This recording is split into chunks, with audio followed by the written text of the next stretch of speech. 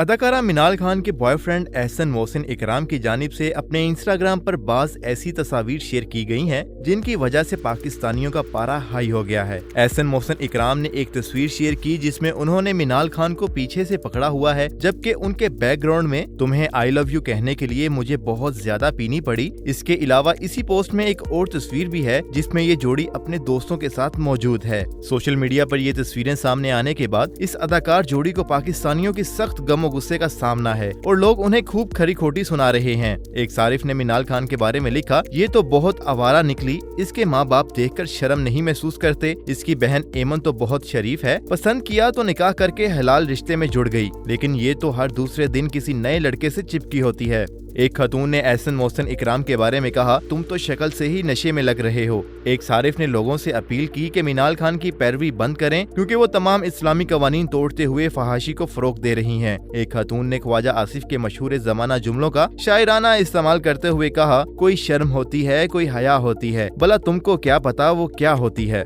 एक social media सारिफ ने इस फनकार जोड़ी को मशवरा दिया कि अगर नहीं रहा जा रहा तो शादी कर लो।